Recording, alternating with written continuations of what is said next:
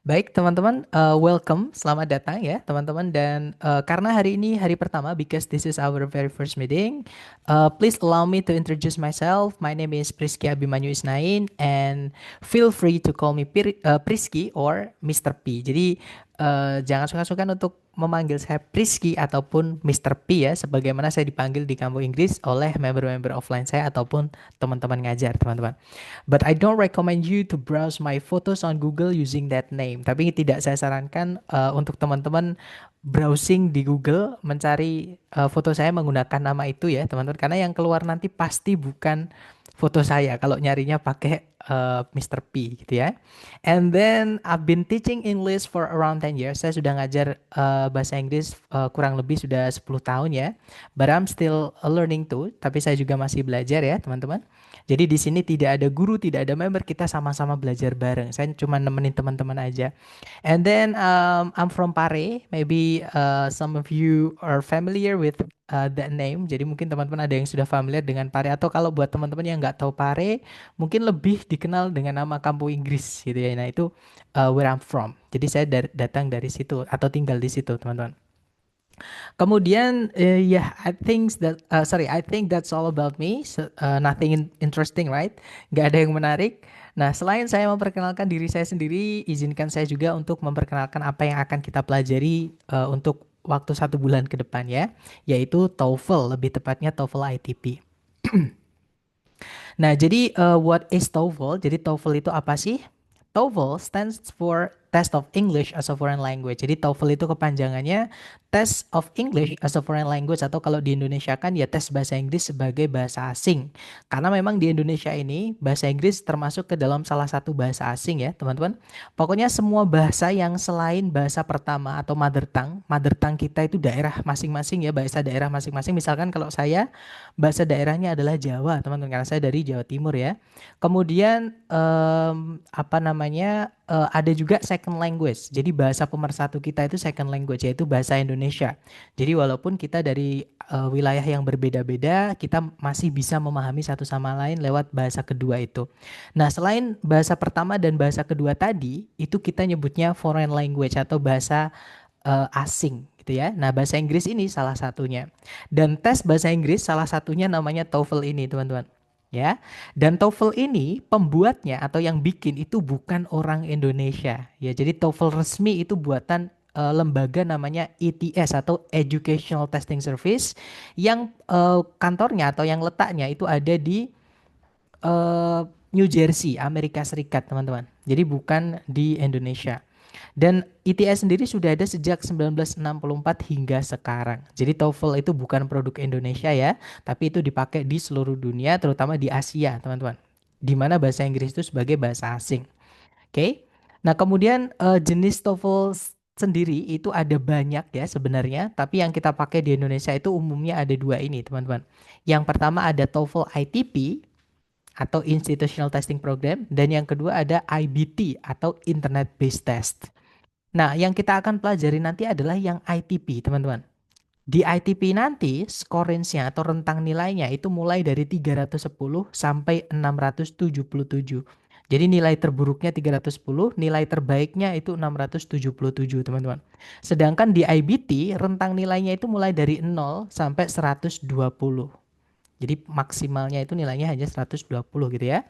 Dan di TOEFL ITP itu yang diujikan itu hanya sebatas comprehension atau pemahaman saja. Jadi seberapa teman-teman bisa memahami bahasa Inggris, entah itu yang diucapkan atau yang ditulis gitu ya. Nah, sedangkan yang di IBT itu bukan hanya pemahaman yang diujikan, teman-teman, tapi juga skill and mastery. Jadi kemampuan dan penguasaan teman-teman. Jadi kemampuan teman-teman menggunakan bahasa Inggris dan juga mastery-nya. Penguasaan menggunakan, maksudnya penguasaan dalam menggunakan bahasa Inggris itu gimana ketepatannya gitu ya, teman-teman. Entah itu kosakata, entah itu pronunciation atau pelafalan, atau itu tulisannya ya, spelling dan lain-lain. Nah, yang kita pelajari sekali lagi nanti adalah yang ITP. Jadi ITP ini bisa kita kerjakan dengan cepat karena ada strategi cepat mengerjakannya, teman-teman, yang akan kita pelajari nanti ya. Sedangkan yang IBT ini karena dia mengetes semua aspek dari kemampuan menggunakan bahasa Inggris, otomatis ini bukan tidak mungkin sih. Jadi tidak cukup gitu ya teman-teman kalau kita hanya belajar dalam waktu 1 bulan. Oke, jadi umumnya itu untuk mempelajari IBT itu sekitar 3 sampai 6 bulan, teman-teman. Ya, nah kalau ITP ini 2 minggu saja sebenarnya sudah bisa, gitu ya. Nah, di ITP nanti yang diujikan itu ada 3 aspek atau 3 sections ya. Yang pertama ada listening test dulu. Jadi di bagian pertama teman-teman nanti akan diujikan seberapa teman-teman mampu memahami yang diucapkan dalam bahasa Inggris. Dan di listening nanti total soalnya ada 50 pertanyaan yang terbagi ke dalam 3 bagian.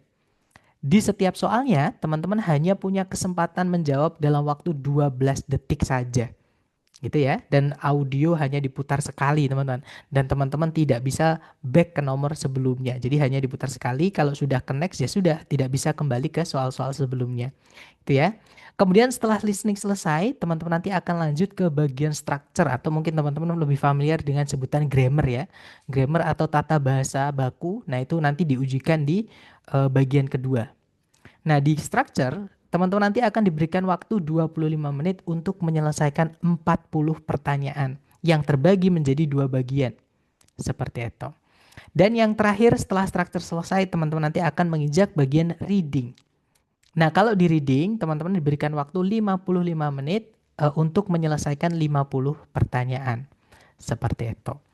Nah, untuk pembelajaran kita nanti, karena kita punya waktu 1 bulan ya, teman-teman, dan hari Sabtu Minggu kita libur, jadi hari aktif kita hanya Senin sampai Jumat. Nah, karena 1 bulan ada 4 minggu, jadi 5 kali 4, teman-teman. Jadi ada 20 sesi ya, yang mana di sesi ke-20 nanti pun diminta lembaga untuk memberikan ujian akhir atau ujian simulasi ya, jadi prediction test dari lembaga, teman-teman. Jadi kita hanya punya 19 chapters.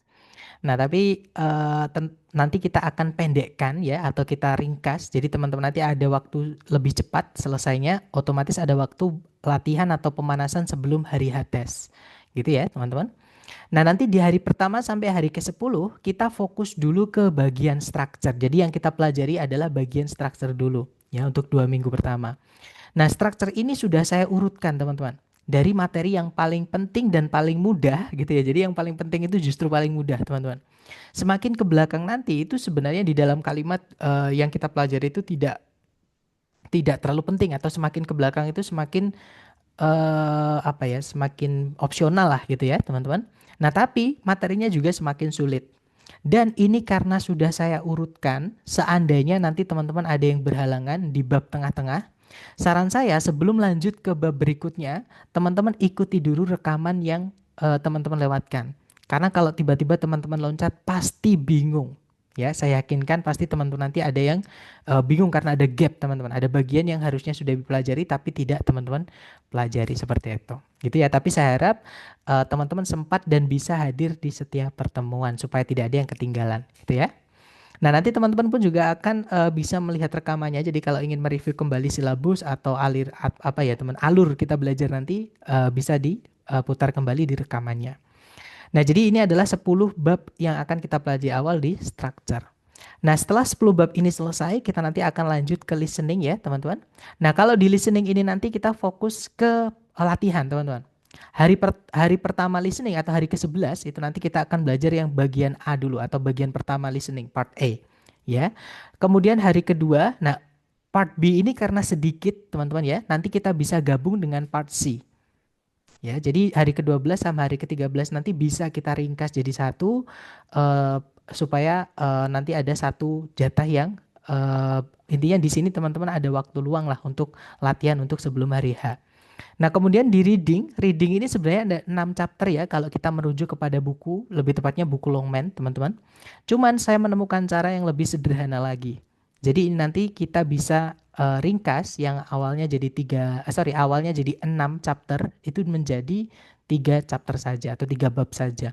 Jadi kita bisa selesai lebih cepat dan teman-teman nanti akan saya berikan latihan lengkap gitu ya untuk sebelum apa ya, untuk memantapkan, untuk mensiapkan. Jadi supaya teman-teman mantap dan siap sebelum tes dari lembaga seperti itu. Dan mekanisme kita di kelas yang pertama adalah attendance check atau daftar kehadiran, absensi teman-teman.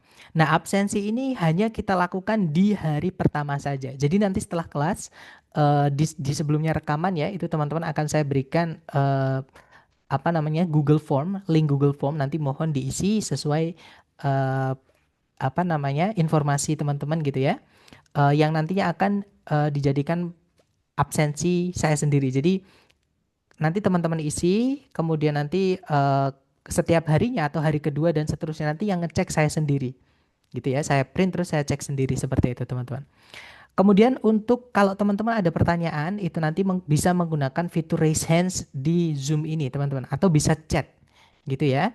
Jadi tidak perlu sungkan-sungkan kalau ada pertanyaan langsung tanyakan saja. Dan yang paling penting adalah vocabulary ini yang paling terakhir ini yang paling penting teman-teman buat teman-teman sendiri ya maksud saya yaitu vocabulary atau kosakata. Ya, nah kosakata dalam semakin banyak kosakata dalam bahasa Inggris yang teman-teman miliki, semakin mudah teman-teman nanti untuk mengerjakan soal TOEFL menggunakan strategi yang kita pelajari. Ya, nah untuk belajar vocabulary ini hindari hafalan teman-teman. Tidak disarankan untuk hafalan. Ya, jadi hafalan itu menurut saya hanya membebani kinerja otak teman-teman. Jadi daripada hafalan, mohon nanti kalau mendapatkan vocab-vocab baru ditulis di buku catatan teman-teman ya. Kemudian artinya apa dan kelas katanya apa itu ditambahkan seperti itu. Dan kalau teman-teman ingin konsultasi catatan vocab teman-teman apakah sudah akurat atau belum, setiap weekend boleh tuh dikirimkan ke saya. Tapi setelah dipindahkan ke Word ya teman-teman, karena takutnya nanti saya tulisannya beda gitu. Takutnya saya nggak bisa membaca tulisan teman-teman. Takutnya ya teman. Jadi eh, untuk vocabulary kalau teman-teman ingin konsultasi atau ngecek koleksi vocabnya teman-teman apakah sudah sesuai atau belum, mohon dipindahkan dulu bisa di Word ataupun Excel supaya lebih mudah untuk saya nanti mengeceknya teman-teman ya. Kemudian nanti kalau misalnya yang ngecek itu banyak, jadi teman-teman banyak yang kirim vocabnya ke saya, nanti bisa saya kompilasikan jadi satu file dan saya kirimkan ke grup supaya yang lain juga dapat. Tapi kalau misalkan yang kirimkan cuma satu dua ya saya kirimkan langsung ke beliaunya, ke teman-teman yang mengirimkan ke saya saja, gitu ya teman-teman. Dan yang terakhir adalah monitoring belajar. Jadi selain kita belajar di kelas, nanti teman-teman akan saya fasilitasi latihan-latihan soal tambahan gitu ya, yang teman-teman bisa kerjakan ketika teman-teman ada waktu luang. Jadi untuk memperkuat eh, pelajaran di kelas ya, yang teman-teman pahami di kelas, nanti bisa mengerjakan latihan-latihan yang saya berikan dan itu pun sudah ada video pembahasannya. Jadi kalau sudah melihat video pembahasan tapi teman-teman masih bingung, nanti bisa japri ke nomor berikut ini ya. Jadi nomor saya adalah 0821 4241 4414 atau saya yang biasanya share link untuk Zoom itu nomor saya teman-teman. Jadi kalau mau japri bisa ke nomor yang biasanya ngirimkan link Zoom seperti itu. Nah, itu tadi adalah kenalan sedikit dengan saya dan juga dengan apa yang akan kita pelajari untuk beberapa minggu ke depan. Nah, sebelum kita lanjut ke materi inti hari pertama, mungkin ada yang pengen teman-teman tanyakan dulu. Boleh di-unmute, jangan sungkan-sungkan teman-teman. Silahkan.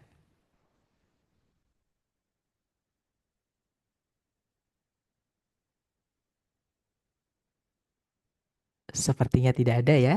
Oke deh, kalau nggak ada pertanyaan, kita lanjut ke materi hari pertama ya, atau materi inti yaitu tentang sentence atau kalimat.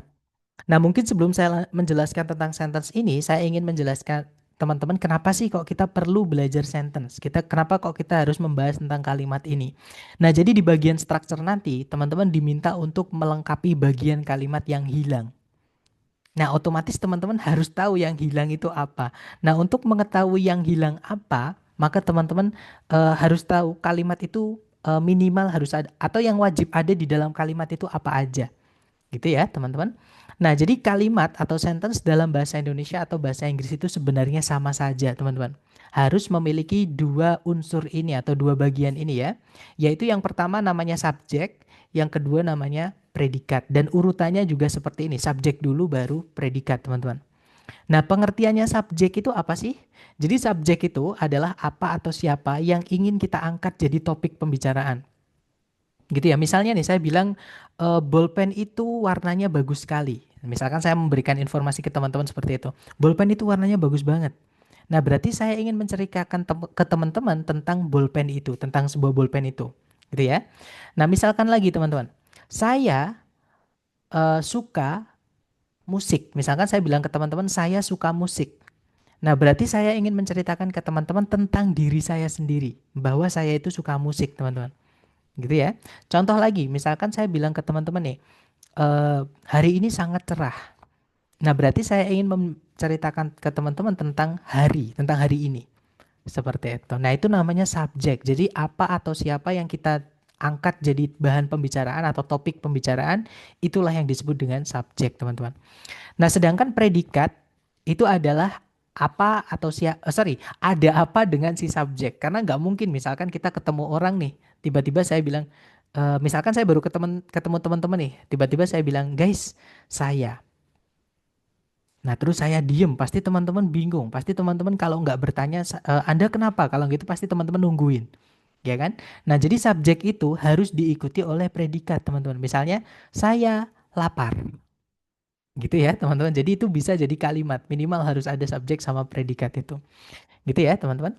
Nah, sekarang bagaimana kita bisa mengenali di soal structure TOEFL kalau itu subjek ataupun itu predikat? Nah, cara mengenalinya lumayan gampang, teman-teman. Yaitu mengenali kelas katanya. Gitu ya. Karena subjek itu dibuatnya dari kelas kata yang namanya noun atau kata benda. Nah, kata benda itu gampangnya atau sederhananya adalah semua yang teman-teman temukan di alam semesta ini, semua yang diciptakan Tuhan, kemanapun teman-teman melihat itu semuanya adalah benda. Teman-teman nengok ke kiri, misalnya ada botol minum. Nah, botol minum itu kata benda, teman-teman. Ada meja, meja itu kata benda. Bahkan kita sendiri pun itu juga kata benda. Gitu ya. Jadi semua kata dalam bahasa Inggris yang itu merujuk pada ciptaan Tuhan ataupun yang teman-teman bisa lihat, diputar, diraba, diterawang, diputar, dicelupin itu adalah kata benda. Nah, contoh kata benda ya, teman-teman misalnya ada bird, artinya burung. Water, artinya air. Buildings. Nah, biasanya kata benda itu ditambahi akhiran s, teman-teman. Supaya kata benda itu menjadi banyak. Jadi kalau bahasa Inggris itu bendanya cuma satu, misalnya bird itu burung. Tapi kalau burungnya banyak, burung-burung itu dikasih s atau s belakangnya gitu ya. Jadi birds, burung-burung. Nah, building itu artinya bangunan. Kalau buildings berarti bangunan-bangunan gitu ya. River, sungai. Forest, hutan. Atmosphere, atmosfer. Classroom, ruangan kelas. Dan masih banyak lagi. Nah, teman-teman bisa berkreasi atau teman-teman bisa membayangkan apapun kata benda yang bisa kita temui di sekitar kita. Misalnya sepeda, misalnya rumah, misalnya tembok, pintu, jendela, dan sebagainya itu semuanya adalah kata benda, teman-teman. Gitu ya. Nah, selain kata benda, yang bisa jadi subjek itu ada juga namanya kata ganti. Nah, seperti namanya ya atau pronoun. Kalau di buku nyebutnya pronoun, teman-teman. Kalau di bahasa Indonesia kita nyebutnya kata ganti. Nah, kata ganti ini seperti namanya, fungsinya adalah mengganti. Nah, mengganti siapa? Mengganti kata benda. Gitu ya. Contohnya itu kita mau bilang dia. Nah, dia itu ada tiga dalam bahasa Inggris, teman-teman. Kalau yang kita maksud dia itu cowok, kita pakainya he. Kalau yang kita maksud itu cewek, pakainya she. Kalau kita nggak tahu cewek cowoknya, misalnya kita lihat kucing jalan ke arah kita. Kan kucing itu kan nggak pakai lipstick, nggak pakai anting, nggak pakai rok. Kita nggak tahu, teman-teman. Kucing ini cewek apa cowok, ya kan? Nah, otomatis pakainya it. Atau benda mati, misalnya bolpen, jumlahnya cuma satu. Gitu kan, bolpen nggak ada cewek cowoknya ya, teman-teman, itu pakainya it. Seperti itu. Nah, jadi caranya bilang dia ada tiga, he, she, atau it tergantung gendernya. Kemudian yang berikutnya, maksud saya maaf, ada they, itu artinya mereka. Nah, jadi kalau benda itu jumlahnya banyak, entah itu manusia ataupun selain manusia atau bahkan campur gitu ya. Nah, itu kata gantinya adalah they, teman-teman. Oke, nah those juga bisa diartikan mereka, sama kayak they, teman-teman. Ya, mereka, those juga bisa diartikan mereka, ones juga bisa diartikan mereka, others itu kalau ada s-nya ya, itu artinya yang lain-lain. Nah, itu kelas katanya juga kata ganti atau pronoun. Nah, jadi diingat-ingat, subjek itu cara mengenalinya itu dari kelas kata yang dibuatnya. Jadi kalau dibuatnya dari kata benda, itu bisa jadi subjek, selama tempatnya di sebelum predikat ya. Kalau nggak gitu kata ganti. Tempatnya sebelum predikat, nah itu adalah subjek. Gitu ya, teman-teman. Nah, tadi saya sampaikan juga, selain subjek, kalimat itu wajib punya predikat. Oke, dan dalam kalimat atau di soal struktur TOEFL, cara mengenali predikat cukup gampang, teman-teman. Jadi dalam bahasa Inggris itu predikat wajib dibuat dari kata kerja atau istilahnya di buku itu nyebutnya verb, teman-teman. Ya, nah kata kerja itu adalah segala aktivitas ataupun kejadian yang dialami atau yang dilakukan oleh kata benda. Semua benda itu pasti mengalami sesuatu. Kalau enggak itu melakukan sesuatu, teman-teman. Ya, bahkan benda mati misalnya udara atau angin. Angin itu kata kerjanya adalah berhembus. Itu kata kerja, blow, ya. Kemudian lagi misalnya adalah misalnya pintu. Pintu itu bisa membuka, bisa menutup, ya kan? Kemudian ada lagi misalnya makhluk hidup misalnya. Nah, kata kerjanya adalah bernafas. Misalnya ya, teman-teman. Nah, itu adalah kata kerja. Nah, contoh kata kerja yang mungkin keluar di TOEFL atau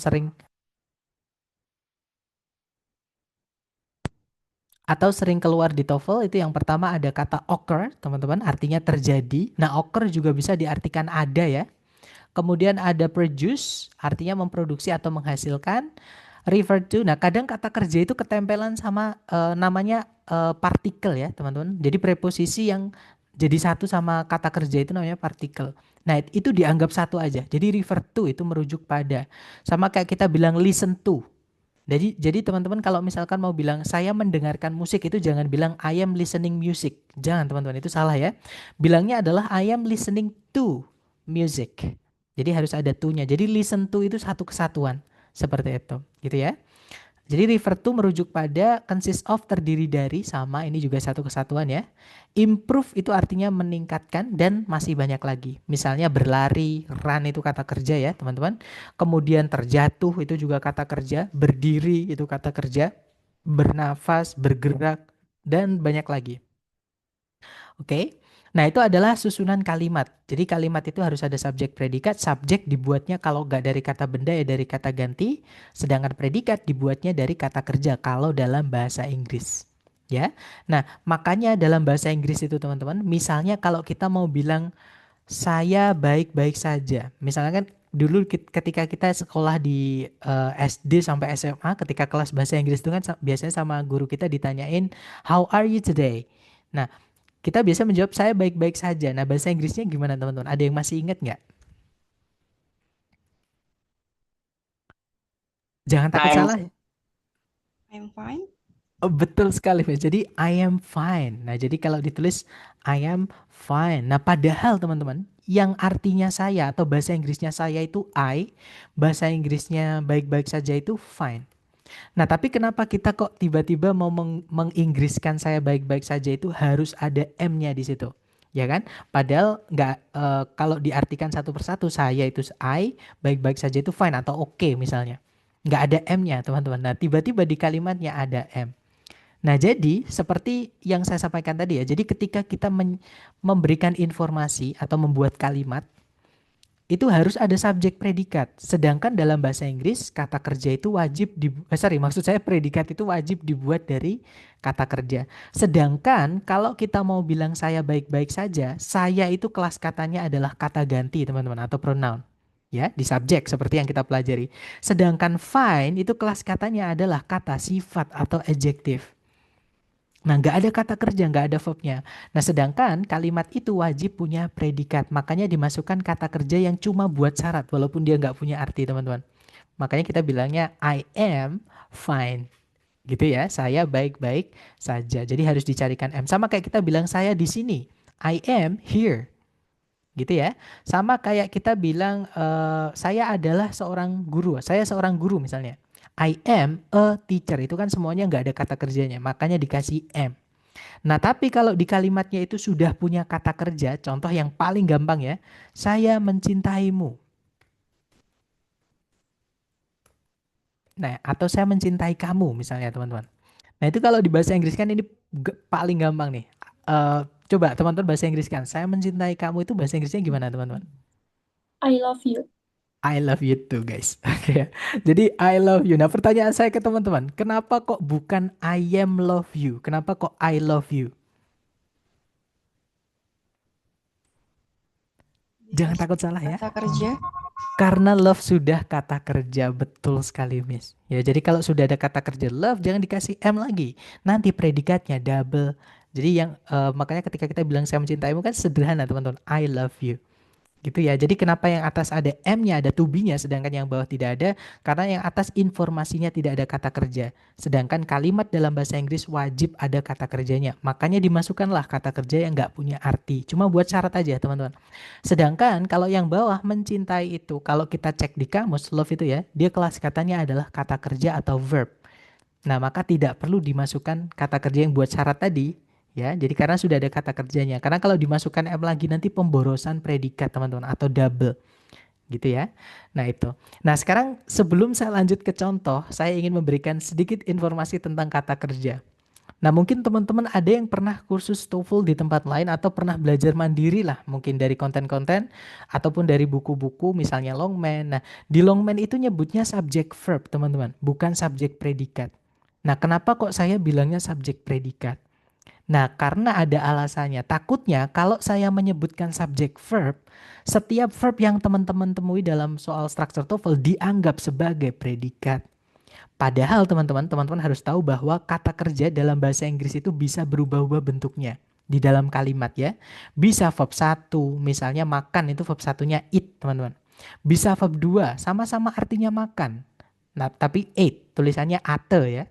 Nah, itu dipakai biasanya untuk lampau, kejadian yang sudah terjadi di masa lalu seperti itu. Kalau yang verb 3 itu eaten. Kalau verb SES itu eats. Kalau verb ing itu eating. Kalau to verb satu itu to eat dan juga auxiliary verb misalnya is eating, misalnya can eat, misalnya have eaten gitu ya. Itu contoh-contoh auxiliary verb, teman-teman. Nah, kenapa saya sebutkan ini? Nah, kan tadi saya sampaikan ya, kata kerja dalam bahasa Inggris itu bentuknya banyak, teman-teman. Dan tidak semua bentuk kata kerja dalam bahasa Inggris itu bisa menjadi predikat. Ada yang bisa, ada yang tidak. Ya. Nah, yang bisa jadi predikat adalah verb satu, verb 2, verb SES, dan juga auxiliary verb saja. Gitu ya. Sedangkan kalau teman-teman menemukan verb 3 yang berdiri sendiri tanpa auxiliary sebelumnya, verb ing yang berdiri sendiri tanpa auxiliary sebelumnya, dan juga to verb 1, dia bukan predikat. Nah, itu alasan kenapa saya menghindari menyebut sebutan subject verb. Saya nyebutnya subject predikat ya, karena tidak semua bentuk verb bisa jadi predikat, teman-teman. Gitu ya. Dan tadi saya menyebutkan auxiliary, teman-teman. Nah, auxiliary itu apa sih? Kan itu istilah ya. Jadi auxiliary itu sebenarnya juga kata kerja, tapi dia adalah kata kerja bantu. Jadi auxiliary itu kata kerja yang hanya untuk membantu kata kerja lain. Dan auxiliary itu ada 4 jenisnya, teman-teman. Yang pertama ada do, ya. Nah, do ini gandengannya harus verb satu. Jadi kalau setelahnya do itu harus verb satu. Nah, keluarganya do itu ada 3, teman-teman. Ada do, kemudian does, atau did. Gitu ya. Jadi do, does, did gandengannya adalah verb satu. Kemudian yang kedua ada keluarganya to be. Nah, to be itu gandengan kata kerja setelahnya. Kalau nggak verb ing, ya verb 3. Jadi to be itu boleh diikuti 2 jenis kata kerja. Entah itu verb ing atau verb 3. Nah, keluarganya to be sendiri antara lain ada is, kemudian am, kemudian are, kemudian was, kemudian were, ya. Ada juga be, ada juga been, dan juga being. Ini adalah keluarganya to be. Jadi kalau teman-teman menemukan is, am, are, was, were, be, been, being, gandengannya kalau nggak verb ing ya verb 3. Seperti itu. Maksudnya setelahnya ya. Kemudian berikutnya ada keluarganya have. Nah, have di sini bukan artinya memiliki ya, teman-teman. Have di sini artinya telah atau sudah. Nah, have sendiri gandengannya adalah verb 3 dan yang termasuk ke dalam keluarganya have adalah have, kemudian has, dan juga had, teman-teman. Gitu ya. Jadi kalau have, has, had, auxiliary setelahnya verbnya adalah verb 3. Dan yang terakhir itu ada dari keluarganya modal auxiliary yang mana gandengannya adalah verb satu. Nah, keluarganya modal sendiri ini paling banyak ya. Ada will, artinya akan, ada shall, itu juga bisa diartikan akan, bisa harus. Kemudian ada can, dapat, boleh, mungkin, bisa, paling banyak itu can artinya, teman-teman. Kemudian ada must, bisa harus, bisa pasti. Kemudian ada may, bisa boleh, bisa mungkin, bisa akan juga ya, may itu. Kemudian ada might, artinya mungkin, teman-teman. Dan yang pakai old, yaitu would, kemudian should, kemudian could. Nah, sebenarnya masih ada ya, teman-teman. Cuman untuk sementara yang perlu teman-teman ketahui untuk keluarganya modal ini dulu, gitu ya, teman-teman. Nah, ini adalah keempat keluarga auxiliary dan juga gandengan-gandengannya. Seperti itu. Sekali lagi ya, karena ini vocab, mohon jangan dihafal. Mohon nanti sambil teman-teman mereview materi lewat rekaman, mohon dicatat gitu ya. Nanti ketika teman-teman latihan, pasti teman-teman membutuhkan catatan teman-teman. Jadi sambil dibuka, sambil ngerjakan, sambil dibuka, itu nanti akan hafal dengan sendirinya dan lebih kuat daripada kalau teman-teman memaksakan diri untuk hafalan. Seperti itu. Nah, itu tadi mengakhiri materi kita ya, teman-teman. Mungkin sebelumnya ada yang pengen ditanyakan dulu sebelum kita ke contoh soalnya. Silahkan kalau ada pertanyaan, teman-teman. Silahkan, Mr. Zaid, boleh di unmute, Mr. Halo Kak, mau nanya sedikit, Mister. Kak Mister. Untuk contoh noun yang jamak tapi nggak ada S-nya tuh apa aja ya? Oke, pertanyaan bagus sekali. Nah, jadi walaupun aturan dasarnya itu kata benda, itu kan kalau untuk menjamakkan biasanya dikasih S ya, teman-teman. Nah, tapi tidak semua. Jadi di aturan grammar itu selalu ada pengecualian. Gitu ya. Nah, pertanyaan dari Mr. Zaid adalah eh, apa aja vocab yang termasuk ke kata benda ketika dijamakkan itu tidak mendapati tambahan S atau IS. Nah, jawaban saya itu banyak sekali, teman-teman. Ya, karena itu vocab tidak mungkin saya jelaskan dalam satu pertemuan. Tapi gini, kurang lebih ini contoh aja ya. Supaya teman-teman ada gambaran. Jadi kata benda itu tidak semuanya kalau dijamakkan ditambah S atau IS. Ada yang berubah bentuk, teman-teman ya. Contohnya adalah person, itu dia akan menjadi people kalau jamak. Jadi orang, walaupun persons juga boleh. Jadi persons itu nggak apa-apa, tidak salah teman-teman ya. Teman-teman boleh pakai persons, boleh juga people. Tapi secara umum atau generally kita pakainya people untuk menjamakkan orang, orang-orang yang umum itu ya. Nah, kemudian contoh lagi, misalnya adalah anak kecil. Anak kecil itu child. Nah, jamaknya adalah children. Contoh lagi, misalnya index, teman-teman. Index. Indeks di buku itu ya. Nah, jamaknya adalah indices. Gitu ya. Contohnya lagi adalah cactus. Walaupun cactuses juga boleh, teman-teman ya. Cactus itu jamaknya adalah cacti. Gitu ya. Misalnya lagi jamur. Jamur itu fungus. Nah, jamaknya adalah fungi. Seperti itu. Nah, ini adalah contoh-contoh bentuk kata benda yang dianggap sebagai pengecualian gitu ya. Jadi tidak mendapatkan tambahan S atau IS di akhirannya. Gitu ya. Nah, selain yang berubah bentuk, ada juga yang bentuknya itu sama. Jadi jamak sama tunggal itu nggak ada bedanya, teman-teman. Secara bentuknya ya. Contohnya adalah ikan. Ikan itu tunggalnya fish. Jamaknya juga bisa fish, teman-teman. Walaupun fishes juga boleh. Ya. Ataupun jenis-jenis ikan yang ada fish akhirannya. Misalnya adalah sunfish, misalnya lungfish. Nah, itu kalau dijamakkan tetap lungfish, sunfish, dan lain-lain. Gitu ya. Nah, beberapa jenis ikan juga sama, tidak perlu dijamakkan. Misalnya, maksudnya ketika dijamakkan tetap, maksud saya bukan nggak perlu jamakannya. Contohnya kata salmon, teman-teman. Salmon atau salmon, ikan salmon itu ya, jamaknya juga salmon. Gitu ya, teman-teman. Contoh lagi terakhir adalah apalagi teman-temannya rusa misalnya. Rusa itu deer, jamaknya juga sama, deer. Nah, kalau teman-teman ingin tahu, loh Sir, kan ini kan nggak semua ya, hanya contoh ya. Nah, bagaimana kita bisa tahu? Nah, caranya adalah teman-teman ketika membuka kamus, misal ya, teman-teman kita bukakan kamus dulu sebentar. Sebentar, tadi sudah saya bukakan belum ya? Sebentar, biasanya sih sudah teman-teman. Oh, sudah ternyata ya. Sebentar, ini saya hapus dulu coret-coretannya. Nah, coba kita buka kamus bareng ya, teman-teman. Nah, sekarang kita coba cari kata misalnya tadi adalah deer, rusa. Untuk linknya kamus nanti saya kirimkan juga ya, teman-teman.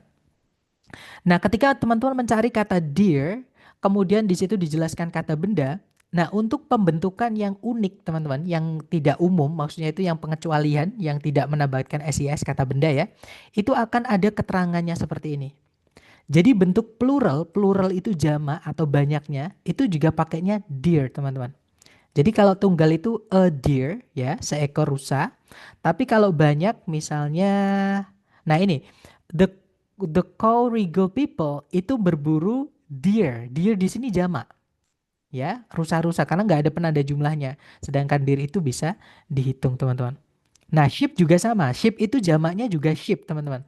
Ya, jadi kalau kita cek di kamus, cari kata sheep. Nah, jamaknya itu juga sheep. Jadi bukan ships ya, tapi sheep. Seperti itu. Nah, jadi sekali lagi Mr. Zaid, mohon maaf saya tidak bisa menyebutkan semuanya Mr. Karena banyak sekali. Tapi nanti teman-teman akan sambil jalan, sambil latihan-latihan, sambil mengerjakan nanti pasti nambah vocabnya teman-teman dari menemukan kosakata baru, kosakata baru seperti itu. Tapi secara dasarnya Mr. Zaid saya lihat sudah dapat eh, sudah memahami bahwa ada pengecualian. Pembentukan kata benda ternyata tidak semuanya ketika dijamakkan bisa ditambahkan SIS. Gimana Mister Zaid? Apakah kamu menjawab pertanyaannya, Mister? Jawab, Mister. Boleh nanya lagi nggak, Mister? Sangat boleh. Silahkan, Mister. Kan biasanya kan ada, kalau kata itu kan ada subjek, verb, dan objek ya, Oke. biasanya. Mhm. Nah, kayak refer to, consist of itu kan habis habis verb dia nggak langsung objek gitu ya, ada to-nya, ada of-nya. Nah, kan biasanya kayak misalnya tadi I love you atau I hate you itu kan habis love langsung objek. Objek, Sedangkan kalau ini betul. ada verb to, ada to-nya, ada of-nya, itu verb apa aja yang harus ada kata tambahnya gitu loh, Oke, Mister. itu juga banyak sekali teman-teman. Jadi gini, tadi kan di awal saya sampaikan ya yang kita perkenalan tadi. Jadi sebentar, di sini ya teman-teman. Jadi yang paling penting buat teman-teman adalah vocab. Vocab ini banyak sekali teman-teman ya. Tapi secara umum vocab itu dikategorikan menjadi 7 kategori. Nah, yang akan kita pelajari tadi itu. Nah, untuk jenis-jenisnya per kategori itu karena banyak sekali, pembagiannya juga banyak sekali. Itu tidak mungkin kita pelajari dalam waktu 1 bulan untuk semuanya secara detail gitu ya. Nah, tapi untuk contoh-contohnya aja, misalnya yang sering keluar di TOEFL ya, teman-teman, itu ada kata depend on atau rely on, sama artinya. Tapi yang umum dipakai depend ya, karena rely itu dianggap mungkin ya, teman-teman, dianggap kurang formal. Jadi lebih formal depend. Yang saya lihat itu yang sering dipakai adalah depend. Nah, gandengannya on, teman-teman. Gitu ya. Misalnya lagi yang sering keluar ya refer to tadi, kemudian consist of sudah saya tulis tadi, ada juga apalagi ya teman-teman. Kalau depend on ini sering, nah mungkin nanti teman-teman akan dapat sambil jalan, tapi banyak sekali untuk jenis-jenis kata kerja yang kelihatannya ada kata bendanya teman-teman. Sorry, maksud saya ada sesuatu setelahnya, tapi itu sebenarnya satu kata. Jadi rely on, depend on itu dianggap sebagai satu kata. Gitu ya. Nah, jadi setelahnya kalau diikuti kata benda itu sebagai objek. Seperti itu, Mister. Nah, karena vocab itu sekali lagi, vocab itu banyak sekali ya. Dan kalau teman-teman mau ngecek itu nanti dari latihan. Dari latihan atau kalau nggak gitu koleksi vocabnya teman-teman. Seperti itu. Jadi sekali lagi mohon maaf Mister Zaid, kayak saya nggak bisa menjawab semuanya karena ada banyak sekali ribuan mungkin. Kalau kita apa namanya, nggak cukup lah waktunya seperti itu. Oke, makasih Kak. Oke, nah silakan Mister Labib, boleh di-unmute Mister, sepertinya ingin bertanya juga.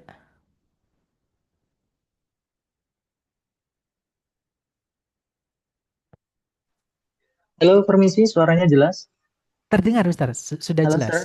Halo? Oke, Mhm. salam kenal sebelumnya. Ini sekalian saya tanya tadi, kalau pada kalimat I find itu kan eh, M itu I am fine, M-nya itu auxiliary bukan ya? Jawabannya bukan, Mister. Jadi gini, itu pertanyaan Oh, bagus bukan. Oh sekali, iya. kritis ya. Nah, jadi pengertian Eh, auxiliary itu adalah kata kerja bantu. Jadi setelah auxiliary itu harus ada kata kerjanya, teman-teman. Gitu ya. Nah, sedangkan kalau teman-teman menemukan kata yang mirip anggotanya auxiliary, tapi setelahnya kok bukan kata kerja, berarti itu bukan auxiliary, teman-teman. Ya, sama kayak kita bilang seperti Oke. ini. Saya sudah belajar, itu bahasa Inggrisnya adalah I have studied. Sorry, ini saya gedein juga Oh, studiednya. I have studied itu have-nya itu auxiliary teman-teman. Tapi kalau teman-teman bilang have-nya itu I have, sebentar teman-teman. I have a dream. Sorry, a dream.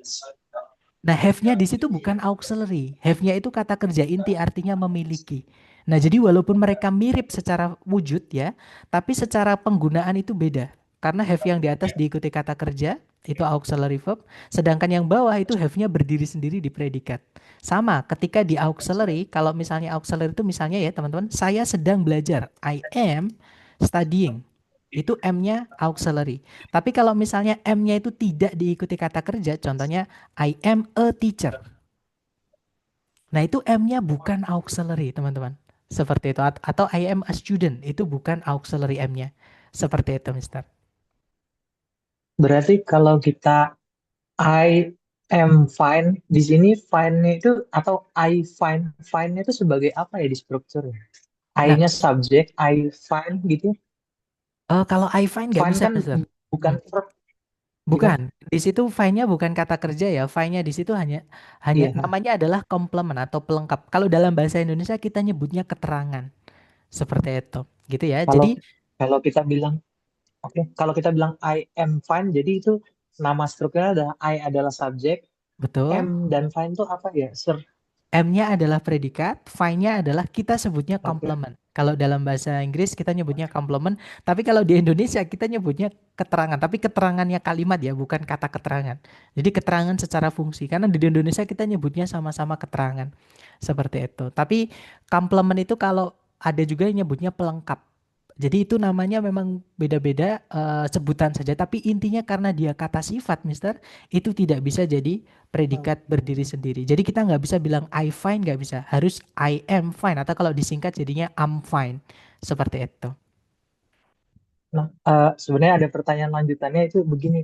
Kalau kita udah subjek, sudah ada verb, itu kan kita tidak perlu apa tadi? Kata kerja lagi. Predikat tambahan bener ya? Kata Betul. kerja lagi. Nah, yang mau saya tanyakan ini ada salah satu brand terkenal itu punya tagline I'm loving it. Berarti dia I am loving it. Oke. Dapat Kenapa ada bisa. M-nya? Udah itu aja sih. Iya, Oke, nah tadi kan kenapa ada teman-teman M-nya gitu. betul. Nah, jadi ada itu brand ya mungkin Mak D gitu ya, Mak D gitu. Kita kita samarin aja Hmm, teman-teman. Nah, tadi kan saya menyebutkan Mister, ada kata kerja yang bisa jadi predikat dan ada juga yang tidak, ya kan? Masih ingat gak iya, tadi iya. teman? Kata kerja yang bisa jadi predikat tadi apa aja dari bentuk-bentuk ini? Teman-teman yang Eh, lain boleh bantu? Atau gimana, Mister? Boleh dicoba dulu, jangan takut salah. hmm, Verb 1, verb 2, terus apa tadi, Miss? Saya tidak terlalu dengar. verb S mungkin. Verb yang Betul. bisa S plus Mm-mm. ES dan auxiliary verb. Betul sekali. Jadi verb 1, verb 2, verb SIS, sama auxiliary verb. Nah, di dalam kalimat I'm loving it, itu disingkat ya sebenarnya teman-teman. I'm loving itu adalah dari I am loving. I am loving it. Nah, kalau misalnya M itu kita anggap berdiri sendiri.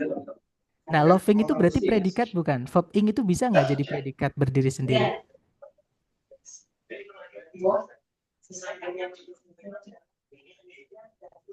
Atau gini, ini saya hilangkan teman-teman. Kalau gini kalimatnya punya predikat nggak berarti? Punya loving. Tidak. Verb ing tidak bisa jadi predikat, Mister. Nah, tadi kan ada Oh, kata oh, kerja oke, yang bisa oke. jadi predikat, ada yang tidak ya kan? Nah, kalau misalnya sebentar ini saya tanda sebentar saya ganti warnanya. Kenapa nggak bisa ya teman-teman? Atau coba. Oh, ternyata sudah otomatis. Nah, kalau misalnya verb 3, verb Iya. ing sama to verb 1 yang tidak pakai auxiliary itu tidak bisa jadi predikat. Seperti itu. Jadi kalau teman-teman menemukan Oke. I am loving it, M sama loving itu jadi satu. Dia bentuknya adalah auxiliary verb, Mister. Itu satu kesatuan. Jadi I am loving it itu M sama lovingnya itu bukan dipisah, tapi dia jadi satu. Jadi am loving itu adalah susunan auxiliary verb. Seperti itu, Mister. Nah, kenapa kok M-nya itu auxiliary? Karena setelahnya diikuti oleh kata kerja. Tadi cara membedakannya gitu ya. Kalau setelahnya diikuti kata kerja, berarti dia adalah auxiliary. Auxiliary verb. Betul. Tapi kalau setelahnya bukan kata kerja, contohnya yang I am fine tadi, dia bukan auxiliary. Dia kata kerja inti, teman-teman. Walaupun nggak punya arti ya, tapi dia keluarganya to be, dia adalah kata kerja seperti itu. Dapat nggak Mister maksud saya? Jadi I'm loving Iya, itu iya. tadi kan saya bilang gini, kalau misalnya M berdiri sendiri, itu setelahnya tidak boleh dimasukkan predikat lagi. Nanti predikatnya double, ya kan? Nah, Mister tadi tanya, loh setelahnya itu kan ada kata kerja lagi, Sir. Nah, tapi kata kerja ini bukan yang bisa jadi predikat, Mister. Jadi kalau ada seperti ini, dijadikan satu aja. Auxiliary verb nanti jadi susunannya. Terutama to be memang gandengannya verb ing. Seperti itu. Oke, Sir, sangat jelas dan menjawab sih. Oke, dapat ya. Nanti mohon ini teman-teman Iya, bentuk-bentuk ini dicatat karena memang ini penting sekali. Materi hari pertama ini adalah fundamentals atau bagian terpenting di materi TOEFL structure. Nanti akan kita pakai terus di bab 2, bab 3 sampai bab 10 seperti itu. Karena structure kan kita berhentinya atau berakhirnya nanti di bab 10 seperti itu. Itu pertanyaan yang bagus sekali, Mister. Mungkin ada pertanyaan lagi, silahkan. Jangan sungkan-sungkan.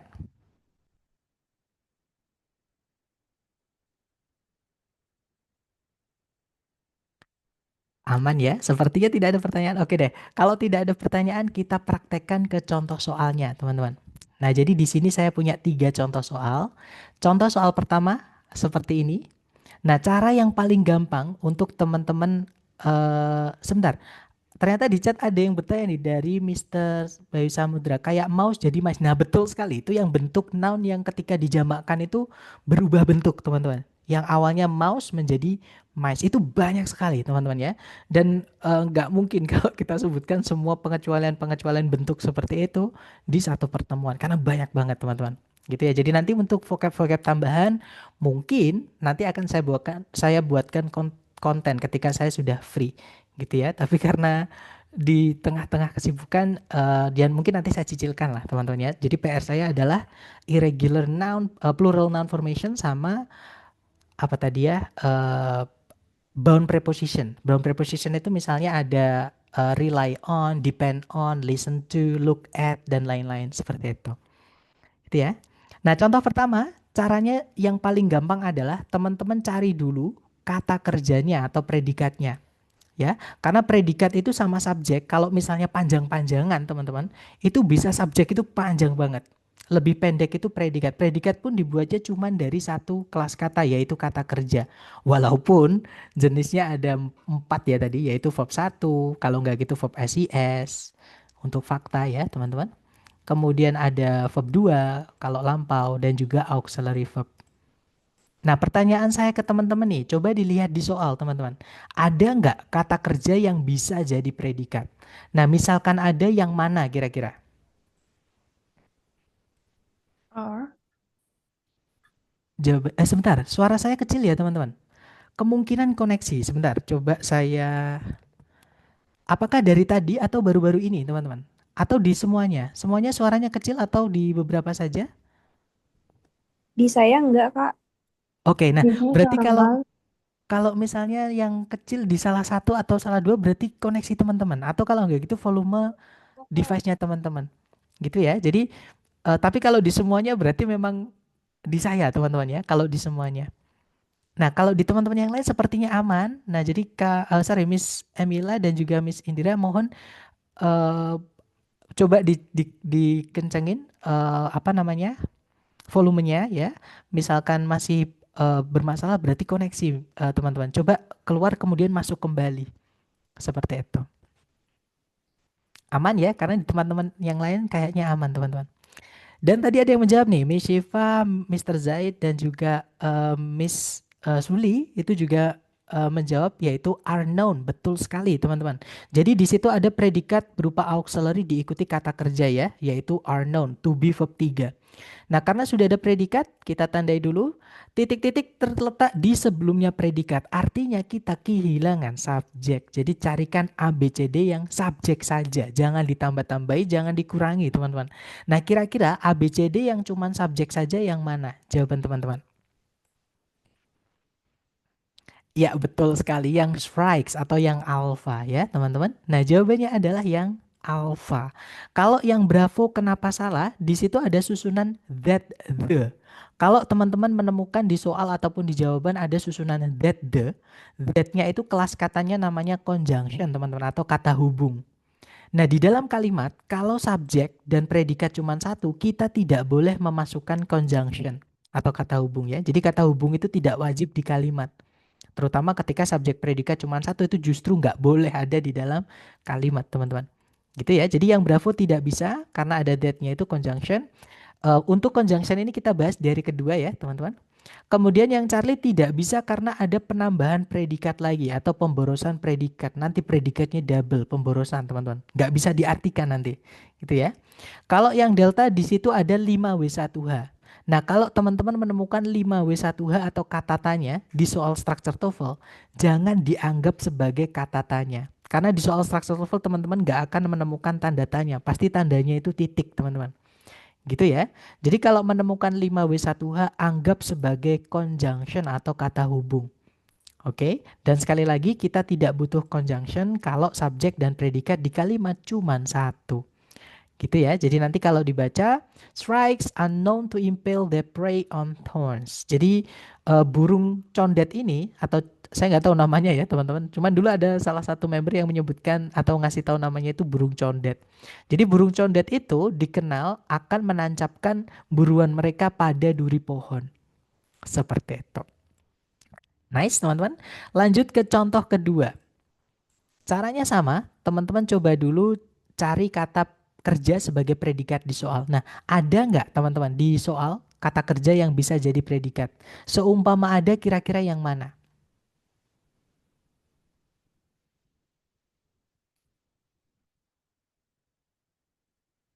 Jangan takut salah ya.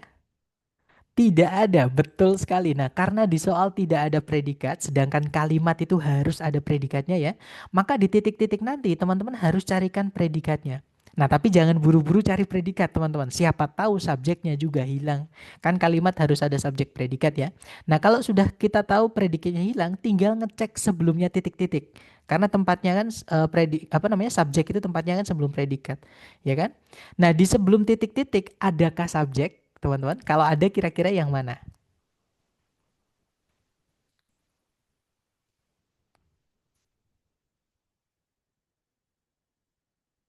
Jangan takut salah.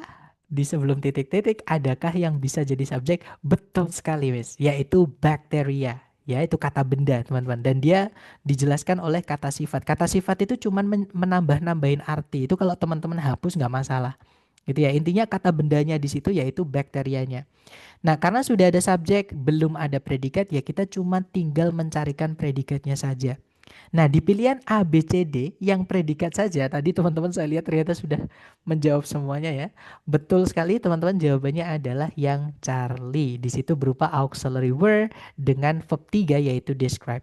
Nah, kadang itu auxiliary verb, tengah-tengahnya itu disempilin keterangan seperti ini teman-teman. Dan kata keterangan itu di kalimat adalah kelas kata yang paling tidak dibutuhkan. Itu kalau teman-teman hapus nggak masalah, ada juga nggak apa-apa.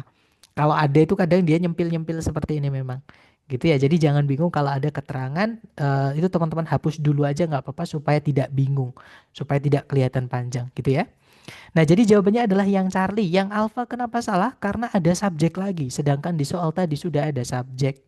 Bakteria itu jamak ya teman-teman, tunggalnya adalah bacterium. Bacterium pakai teman-teman. Nah, ini tunggalnya, jamaknya adalah bakteria ini. Gitu ya. Kemudian kalau yang bravo, nah itu sama sekali tidak ada kata kerja. Kan kita tadi butuhnya predikat ya, dan predikat itu dibuatnya dari kata kerja. Jadi yang bravo tidak bisa. Yang delta juga sama, tidak ada kata kerjanya. Nah, makanya jawaban yang benar adalah yang Charlie. Nanti kalau dibaca, magnetotactic bacteria were first described in 1963 by Salvatore Bellini. Jadi bakteri jenis magnetotaktik pertama kali diperkenalkan atau dideskripsikan pada tahun 1963 oleh Salvatore Bellini.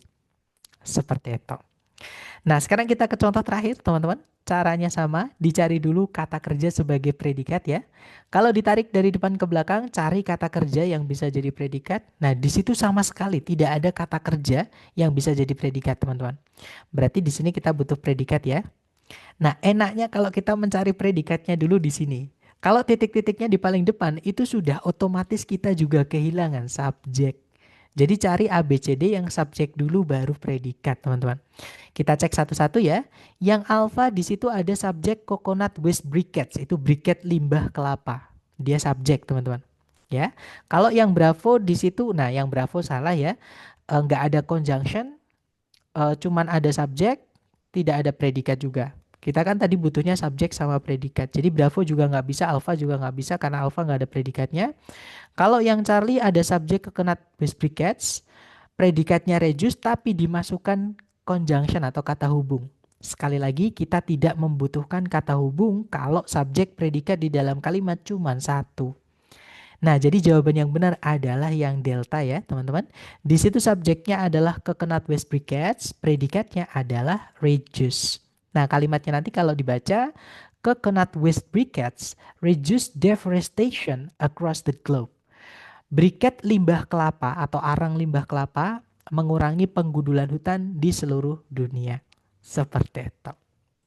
Nah, dari ketiga contoh tadi nih, mungkin ada yang pengen teman-teman tanyakan dulu sebelum kita lanjut ke latihan buat teman-teman. Silahkan kalau ada pertanyaan boleh di-unmute, teman-teman.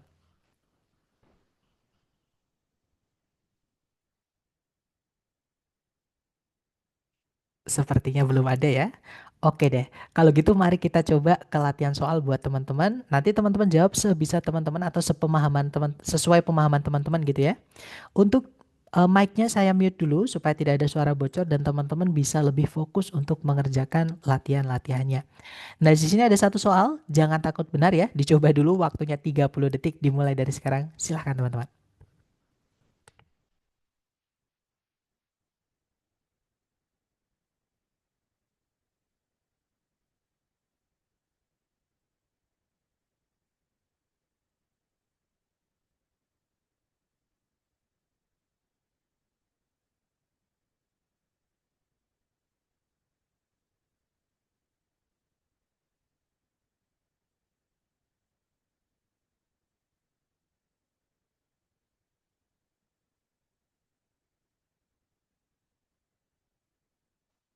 Oke, waktunya habis. Silahkan jawabannya teman-teman boleh dikirim di chat dan nanti kita bahas bersama ya. Dan saya lihat teman-teman menjawab alfa, alfa, sepertinya semua menjawab alfa. Mari kita cek bareng teman-teman.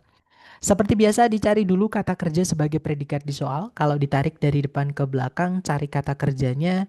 Nah, di situ sama sekali nggak ada teman-teman kata kerja yang bisa jadi predikat. Sedangkan kalimat itu wajib punya predikat. Jadi di sini kita harus masukkan predikat. Nah, karena titik-titiknya di paling depan, nah sebelum predikat kan harus ada subjek ya. Berarti di situ kita juga kehilangan subjek gitu ya. Nah, di pilihan ganda itu yang ada predikatnya cuma satu. Yang ada kata kerjanya yaitu yang alfa. Jadi jawabannya yang alfa ya, teman-teman. Bravo, Charlie sama Delta itu salah karena tidak ada predikat sama sekali. Tadi kan kita butuhnya predikat ya, supaya jadi kalimat utuh. Jadi nanti kalau dibaca, there are two principal types of weathering, mechanical and chemical. Jadi kalau diartikan, ada dua jenis utama pelapukan, yaitu mekanik dan juga kimiawi, seperti itu. Lanjut ke nomor berikutnya. Dicoba dulu 30 detik dimulai dari sekarang. Silahkan teman-teman.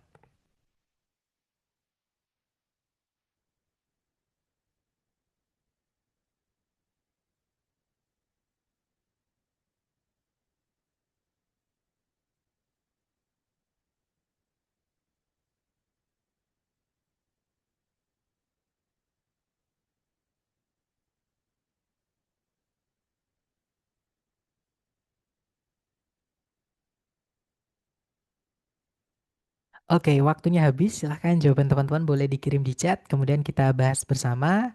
Dan saya lihat teman-teman menjawab Bravo, ada juga Alpha, ada ya antar Alpha atau Bravo ya teman-teman. Mari kita cek bersama. Seperti biasa dicari dulu kata kerja sebagai predikat di soal. Kalau ditarik dari depan ke belakang. Nah, di situ ada verb 2 ya teman-teman, yaitu became. Itu verb 2 dari become. Jadi verb satunya become, verb 2-nya became. Nah, ini salah warna ya teman-teman. Mohon maaf nanti saya rubah. Tadi saya kurang teliti. Nah, berarti di titik-titik di situ. Jadi gini teman-teman, subjek predikat itu tidak boleh dipisah oleh satu koma. Ya, kalau 2 koma, 3 koma, 4 koma, 100 koma pun boleh. Tapi kalau cuma satu koma itu tidak boleh. Ya, teman-teman. Jadi otomatis subjeknya itu ada di dalam sini, ada di sebelumnya predikat ini atau di titik-titik itu. Gitu ya. Jadi di situ kita hanya kehilangan apa namanya eh, subjek saja. Jadi teman-teman carikan A, B, C, D yang bisa menjadi subjek saja, gitu ya, teman-teman. Nah, kalau kita lihat yang alfa, nah di situ kemungkinan jawabannya yang alfa. Nama orang itu kata benda, teman-teman ya. Itu adalah kalau ditempatnya di sebelum predikat berarti dia subjek. Kita tahan dulu. Kalau yang bravo di situ ada subjek. Nah, ada conjunction. Kita tidak membutuhkan conjunction kalau subjek dan predikat di kalimat itu cuma ada satu, teman-teman. Atau kalimat sederhana itu ya, itu tidak butuh conjunction.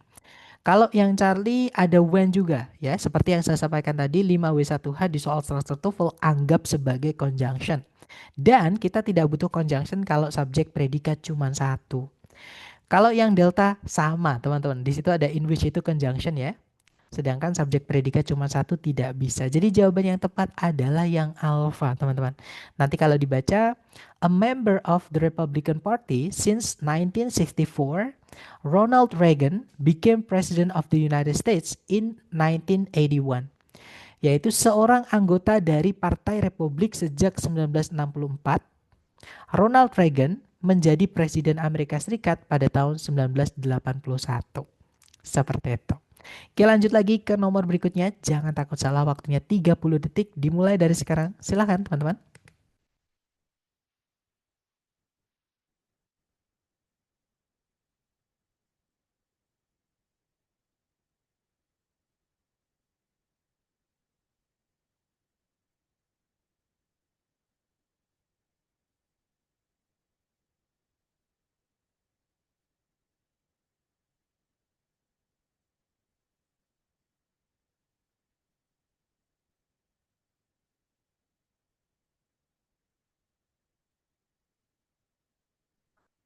Oke, waktunya habis. Silahkan jawabannya teman-teman dikirim di chat. Dan saya lihat teman-teman menjawab eh, Bravo, ada juga Delta, ada juga Alpha ya. Ada juga Charlie, Alpha, Bravo, Charlie, Delta. Nah, berarti sudah lengkap.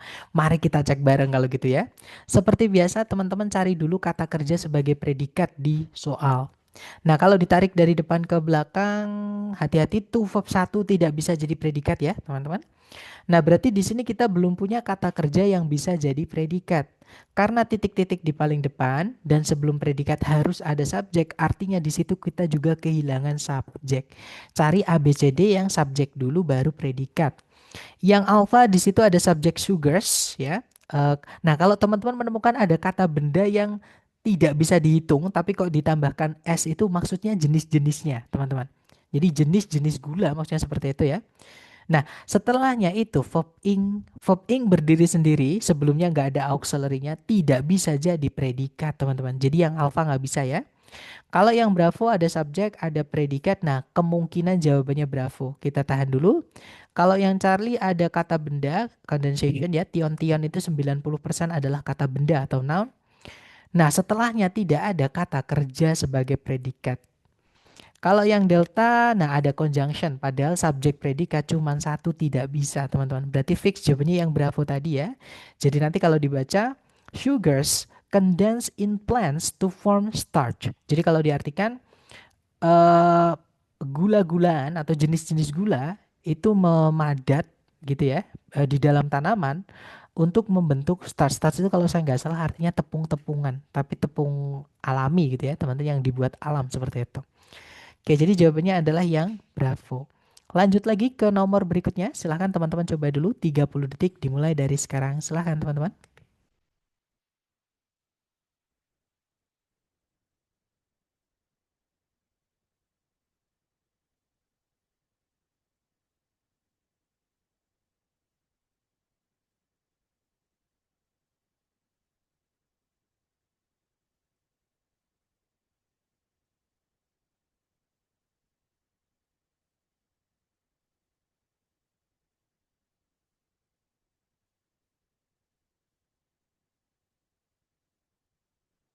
Oke, waktunya habis. Silahkan jawabannya teman-teman dikirim di chat. Kemudian kita bahas bersama ya, teman-teman. Dan saya lihat teman-teman menjawab bravo. Bravo, sepertinya semua menjawab bravo ya. Mari kita cek bareng. Kalau ditarik dari depan ke belakang, di situ to verb satu tidak bisa jadi predikat. Nah, berarti di sini kita belum punya predikat, teman-teman. Jadi di sini harus dicarikan predikat. Subjeknya sudah ada kata benda lepas di situ yaitu beast ya atau lebah. Nah, berarti di sini kita hanya cukup carikan predikatnya saja. Yang alpha tidak bisa ya karena verb ing tanpa auxiliary sebelumnya tidak bisa jadi predikat. Kalau yang bravo verb satu kemungkinan bisa jadi predikat. Kita tahan dulu. Kalau yang Charlie ada subjek lagi, nanti subjeknya double atau pemborosan teman-teman. Jadi Charlie nggak bisa. Yang delta to verb satu tidak bisa jadi predikat. Sama kayak to defend tadi, itu nggak bisa jadi predikat teman-teman ya. Nah, jadi jawabannya adalah yang bravo. Nah, nanti kalau dibaca, bees extend the stingers to defend the hive. Jadi, lebah-lebah itu mengeluarkan, memanjangkan gitu ya. Maksudnya kayak memamerkan atau ya bahasa Indonesia teman-teman. Jadi mengeluarkan sengat mereka itu untuk melindungi sarang mereka. Seperti itu. Oke, lanjut lagi ke nomor berikutnya. Silahkan dicoba dulu, jangan takut salah. Waktunya 30 detik dimulai dari sekarang. Silahkan teman-teman.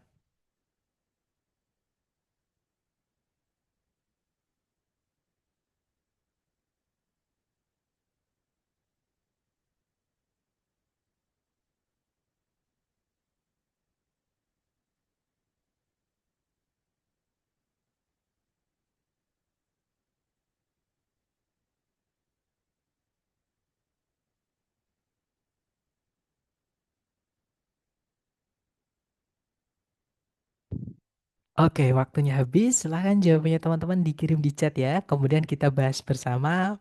Dan saya lihat teman-teman menjawab Alpha. Ada juga yang menjawab Bravo. Ada juga yang menjawab Charlie. Oke, mari kita cek bersama ya. Nah, ini tadi memang belum saya sampaikan ya, teman-teman. Tapi mari kita bahas bersama. Seperti ada juga jawaban Delta. Nah, berarti sudah lengkap ya. Nah, seperti biasa teman-teman cari dulu kata kerja yang bisa jadi predikat di soal. Kalau ditarik dari depan ke belakang, di situ ada kata kerja verb SES yaitu optimizes, teman-teman. Ya. Nah, subjeknya hati-hati dengan kata benda sales. Itu jamak, teman-teman. Ada S-nya. Ya. Nah, sedangkan kalau dalam penggunaan verb SES, subjek itu tidak boleh jamak. Jadi dalam kita menyatakan fakta dalam bahasa Inggris atau mungkin teman-teman masih ingat ketika sekolah dulu namanya itu simple present, teman-teman. Nah, simple present itu sebenarnya sederhananya adalah caranya kita menyatakan fakta dalam bahasa Inggris. Gitu ya. Jadi fakta itu yang tidak terikat oleh waktu. Jadi dari dulu sampai hari kiamat ya. Contoh teman-teman. Makhluk hidup atau gini, manusia membutuhkan teman. Nah, itu kan dari dulu sampai hari kiamat ya. Itu fakta gitu. Nah, itu nyebutnya fakta, teman-teman. Jadi itu kalau di bahasa Inggris kan, itu kita bisa menggunakan satu sampel atau satu representatif. Jadi, a human needs friends. Jadi jangan lupa S-nya. Jadi S itu harus ditambahkan ke salah satu ya. Kalau nggak kata kerja ya kata bendanya. Jadi kalau misalnya kata benda di subjek tidak pakai S atau dia tunggal, maka yang ditambahkan S adalah kata kerjanya. Jadi needs friends atau peers atau companions seperti itu ya. Friends seperti itu. Nah, sedangkan kalau misalnya subjeknya itu sudah ada S-nya alias dia jamak, jadi kayak kita menyatakan fakta itu overgeneralize atau mengeneralisir. Jadi semuanya kita masukkan. Jadi semua manusia berarti itu bahasa Inggrisnya humans gitu ya. Nah, need-nya jangan ditambah S karena kata benda di subjek sudah ada S-nya, teman-teman. Need friends. Nah, ini caranya kita menyatakan fakta dalam bahasa Inggris ya. Jadi salah satu ditambah S. Kalau nggak subjeknya ya kata kerja di predikatnya. Seperti itu. Nah, di situ tidak boleh dua-duanya pakai S subjek predikat, nggak bisa. Otomatis sales ini bukan subjek teman-teman. Gitu ya, dia objeknya sesuatu. Karena kata benda itu kalau nggak subjek ya objek. Fungsinya cuma dua. Nah, kalau kita lihat di pilihan A, B, C, D, itu semuanya ada turunan dari kata kerja adjust, artinya menyesuaikan. Padahal di situ kita membutuhkan subjek. Nah, kata kerja kalau mau difungsikan menjadi subjek kan itu bukan fungsinya kata kerja ya, teman-teman. Kata kerja kan fungsinya jadi predikat. Nah, tapi kalau di pilihan A, B, C, D itu kan semuanya kata kerjanya, semuanya kata kerja, teman-teman. Nah, kalau mau ditaruh di subjek harus dirubah dulu menjadi kata benda. Nah, caranya gimana? Kata kerja supaya jadi kata benda atau noun ya, itu harus melalui proses namanya gerenisasi, teman-teman. Intinya dirubah menjadi gerund. Nah, gerund itu apa? Gerund itu adalah verb ing yang fungsinya sebagai kata benda di dalam kalimat, entah itu sebagai subjek atau objek. Contoh ya, berenang membuat saya bahagia atau berenang itu membuat saya senang. Nah, berenang itu kan tempatnya di depan, dia kata kerja tapi difungsikan sebagai subjek. Otomatis swim itu harus dirubah menjadi ing.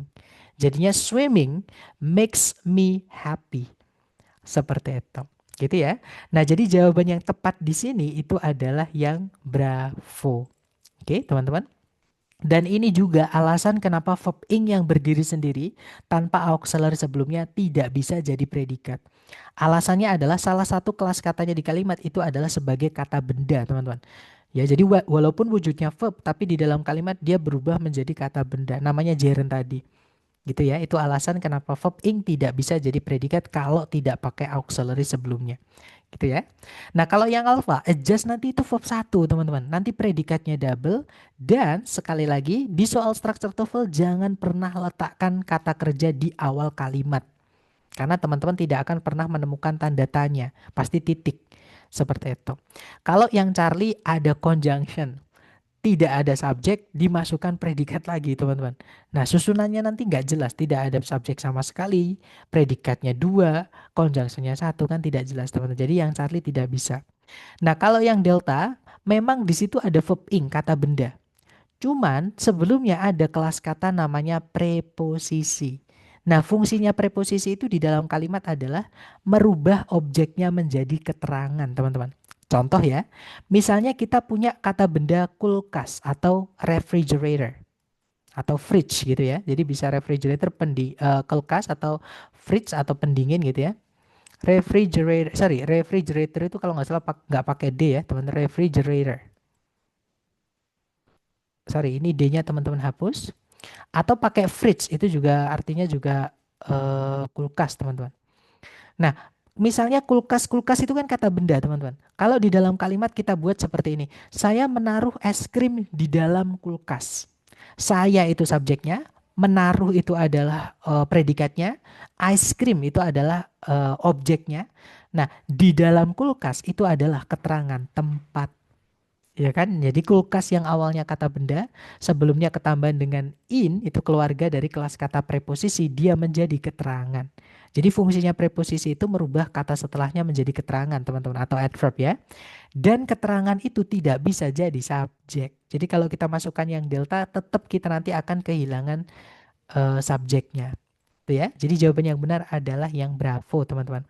Nanti kalau dibaca, adjusting sails optimizes speed and direction during sailing. Jadi menyesuaikan layar itu mengoptimalkan kecepatan dan arah ketika berlayar atau selama berlayar. Seperti itu. Berarti semua gerund itu singular ya Mister? Betul. Jadi gerund itu karena tidak bisa dihitung. Jadi aktivitas itu nggak bisa dihitung teman-teman.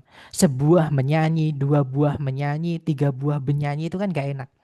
Ya, kecuali kalau kata bendanya itu bisa dihitung. Sebuah lagu, 2 buah lagu. Nah, tapi kan song itu bahasa Inggrisnya. Beda dengan singing ya. Nah, kalau singing ya nggak bisa dihitung karena dia adalah suatu kegiatan. Sebuah kegiatan, kalau kegiatannya bisa, tapi kalau menyanyinya nggak bisa. Sebuah menyanyi, 2 buah menyanyi kan nggak bisa teman-teman. Jadi menyanyi itu adalah kata benda yang tidak bisa dihitung kalau dia gerund ya. Dan kata benda yang tidak bisa dihitung itu ketika di subjek dianggap tunggal. Seperti itu. Nanti kata gantinya jadinya it. Seperti itu. Nah, terus cell di situ fungsinya sebagai apa, Mister? Cells di situ adalah objek, teman-teman. Objek dari gerund adjusting itu.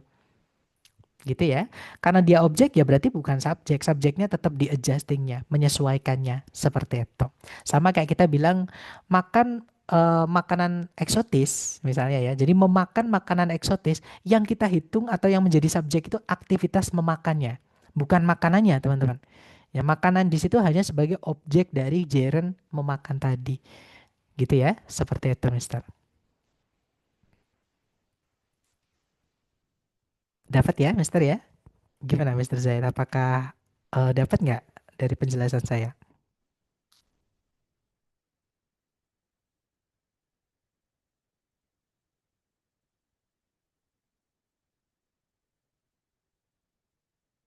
Atau coba, oke dapat ya berarti. Atau coba gini teman-teman, kalau saya misalnya bilang ke teman-teman nih, membaca novel eh, membuat saya terhibur. Nah, kira-kira yang membuat saya terhibur itu aktivitas membacanya atau cuma novelnya, teman-teman? Jadi yang kalau ada informasi membaca novel membuat saya terhibur. Nah, yang membuat terhibur itu aktivitas membaca novelnya atau hanya novelnya saja? Membacanya kan. Nah, membaca novelnya kan. Jadi intinya fokusnya di membacanya, aktivitasnya bukan novelnya. Misalkan ada novel belum dibaca kita lihat aja udah membuat bahagia kan bukan. Beda informasi dengan membaca novel membuat saya bahagia. Nah, jadi aktivitasnya yang dianggap. Jadi membacanya, kepala atau inti dari subjeknya di membacanya. Makanya yang dianggap subjeknya adalah membacanya bukan novelnya, teman-teman. Betul readingnya gitu ya. Oke, lanjut lagi ke nomor berikutnya. Silahkan dicoba dulu teman-teman. Waktunya 30 detik dimulai dari sekarang. Silahkan.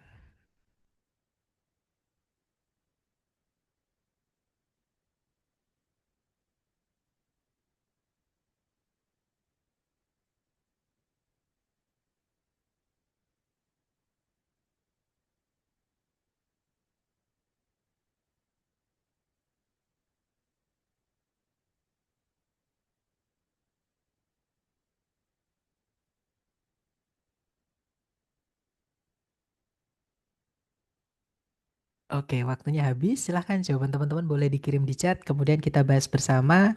Dan saya lihat ada jawaban alfa dan juga delta. Oke, mari kita cek bersama teman-teman. Seperti biasa dicari dulu kata kerja sebagai predikat di soal ya. Kalau ditarik dari depan ke belakang, nah, kalau teman-teman menemukan akhiran ly 80% dia adalah kata keterangan, teman-teman ya. Nah, di sini belum ada sama sekali kata kerja sebagai predikat. Artinya di sini kita membutuhkan predikat, ya. Nah, karena subjek predikat tidak boleh dipisah satu koma, artinya di sini kita juga kehilangan subjek. Nah, cari A, B, C, D yang subjek, kemudian predikat. Yang alpha di situ ada kata benda pressure, artinya tekanan ya. Kemudian diikuti drops itu verb SES, artinya turun, menurun gitu ya. Kalau yang bravo ada subjek, nah tidak ada predikat, ada conjunction. Yang bravo tidak bisa teman-teman.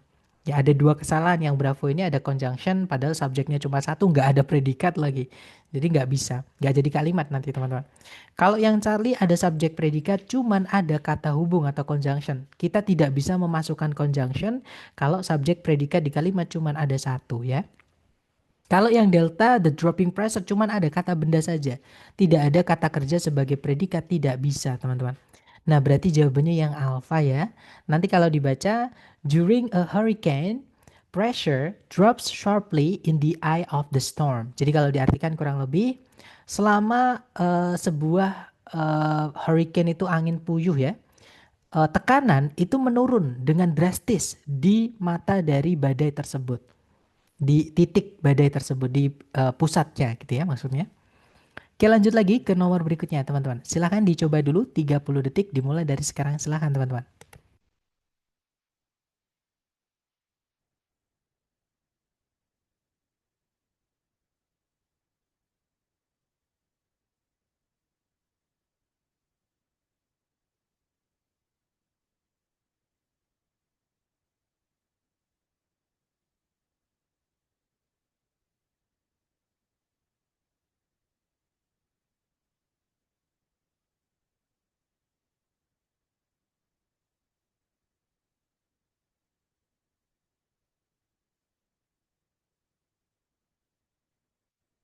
Oke, waktunya habis dan saya lihat teman-teman menjawab delta, delta, delta, delta. Semuanya menjawab delta ya. Mari kita cek bareng teman-teman. Seperti biasa dicari dulu kata kerja sebagai predikat di soal. Kalau kita tarik dari depan ke belakang. Nah, di situ nggak ada sama sekali kata kerja ya sebagai predikat. Berarti di sini kita harus carikan predikat. Nah, karena titik-titiknya di paling depan, berarti kita juga kehilangan subjek. Dan di pilihan A, B, C, D yang ada predikatnya cuma dua.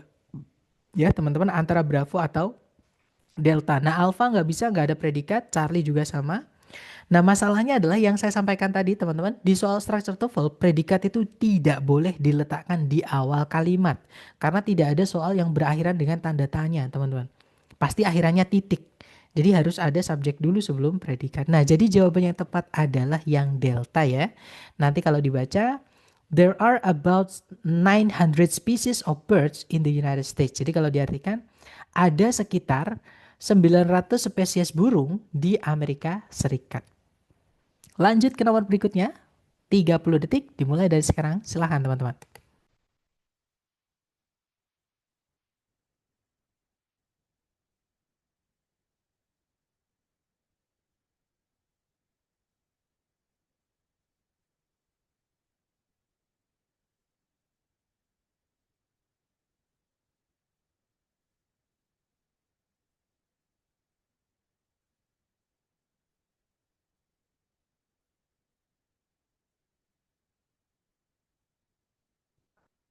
Oke, waktunya habis dan saya lihat teman-teman menjawab Charlie, Charlie, Charlie. Sepertinya semua menjawab Charlie ya. Mari kita cek bareng.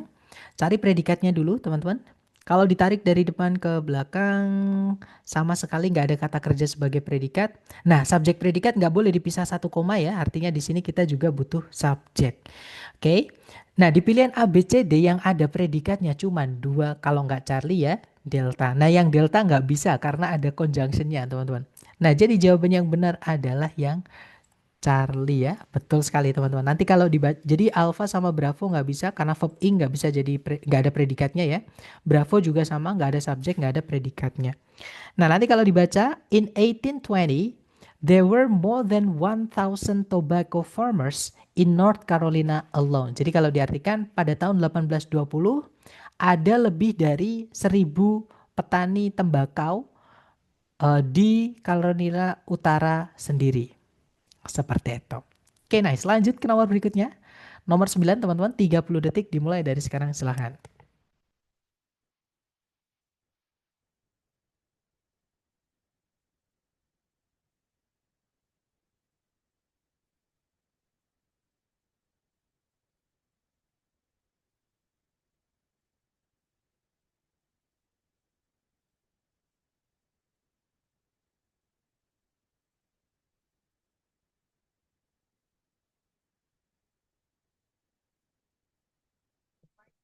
Oke, waktunya habis, teman-teman.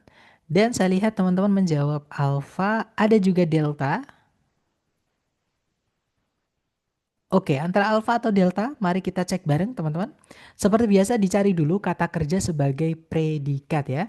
Kalau ditarik dari depan ke belakang, nah di situ ada verb 2, yaitu mapped ini ya, teman-teman.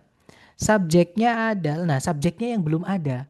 Memang Portugal ini adalah kata benda, tapi sekali lagi, kalau ada kata benda, sebelumnya kok ada preposisinya teman-teman ya, maka dia menjadi keterangan. Nah keterangan itu nggak bisa jadi subjek. Ya, yang bisa jadi subjek kata benda lepas. Jadi di sini teman-teman harus carikan subjeknya. Yang alpha ada subjek tapi ada conjunction, padahal subjek predikat cuma satu, nggak bisa dimasukkan conjunction ya. Bravo juga sama teman-teman, ada conjunction padahal subjek predikat cuma satu. Kalau yang Charlie juga sama ya, ada conjunction padahal subjek predikat cuma satu. Nah, satu-satunya di pilihan yang cuma subjek ya cuma yang delta. Jadi jawabannya yang delta. Nanti kalau dibaca, sailors from Portugal mapped parts of South America as early as the early 16th century. Jadi para pelaut dari Portugal itu memetakan sebagian Amerika Selatan pada awal abad ke-16. Jadi tahun 1500-an seperti itu. Terakhir teman-teman nomor 10, waktunya 30 detik dimulai dari sekarang. Silahkan.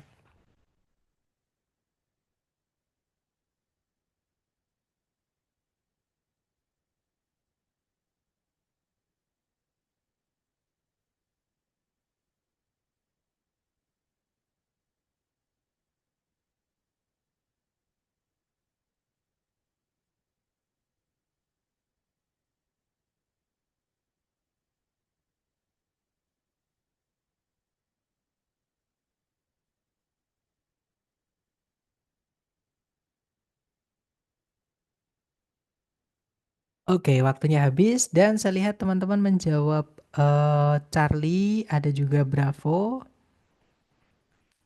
Oke, antara Bravo atau Charlie, mari kita cek bareng ya, teman-teman. Dicari dulu kata kerja sebagai predikat di soal. Kalau ditarik dari depan ke belakang, di situ ada is known. Subjeknya adalah, nah subjeknya yang di sini belum ada ya teman-teman. Kata-kata benda di situ semuanya terikat oleh preposisi. Jadi teman-teman diminta untuk mencarikan subjeknya. Yang alfa di situ ada subjek, nah tapi ada predikat lagi. Nanti pemborosan teman-teman. Predikatnya double ya. Jadi alfa nggak bisa.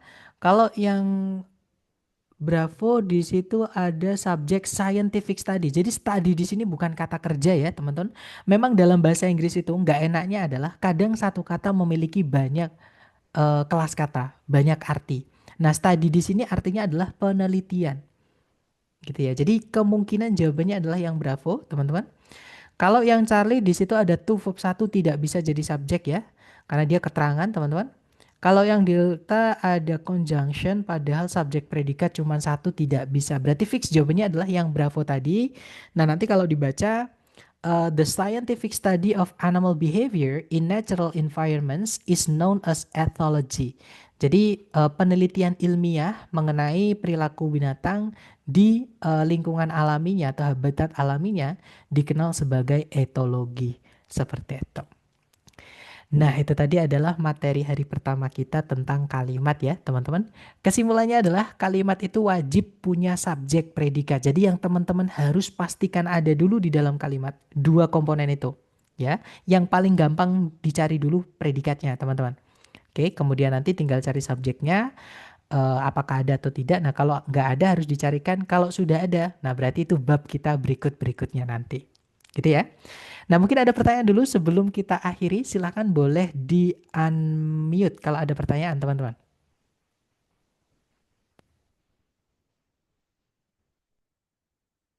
Sepertinya tidak ada ya. Nah, saya harap nanti teman-teman mereview kembali materi kita hari ini, terutama buat teman-teman yang mungkin gabungnya tadi pertengah-tengah, jadi ada bagian yang ketinggalan gitu ya. Dan kemudian mohon dicatat informasi apapun yang sudah teman-teman pahami. Karena kalau nggak dicatat pasti hilang, pasti lupa teman-teman. Gitu ya. Jadi mohon nanti dicatat terutama vocab-vocab yang menurut teman-teman baru seperti itu. Modulnya kami kerjakan. Nah, gini, teman-teman yang mungkin dapat bonus modul dari lembaga itu adalah buku Longman. Tidak saya sarankan untuk belajar dari situ dulu ya. Jadi saya sarankan teman-teman belajar dulu dari yang saya berikan dulu nanti. Jadi setelah kelas nanti tetap teman-teman akan saya berikan modul khusus paket yang saya bikin sendiri, teman-teman ya. Sesuai yang kita pelajari di kelas. Jadi mohon untuk yang dari lembaga jangan dikerjakan dulu, teman-teman. Nanti teman-teman kerjakan setelah program selesai nggak apa-apa, gitu ya. Jadi nanti kan ada sisa waktu tuh. Ada sisa waktu selesai, nanti silahkan teman-teman kerjakan. Kalau ada pertanyaan nanti boleh ditanyakan. Jadi saya sarankan teman-teman kerjakan dulu yang nyambung dengan materi kita di kelas, yaitu yang saya berikan nanti. Gitu ya, Mr. Ki ya. Dan teman-teman yang lain. Oke, terima kasih kalau gitu teman-teman atas kehadiran dan partisipasi aktifnya teman-teman semuanya. Semoga yang kita pelajari hari ini bermanfaat dan it's nice to meet you guys. Senang berkenalan dengan teman-teman dan semoga teman-teman betah ya belajar dengan saya untuk 1 bulan ke depan. Sekali lagi terima kasih. I'll see you again next time. Insya Allah guys. Setelah saya say, Assalamualaikum warahmatullahi wabarakatuh and have a great night.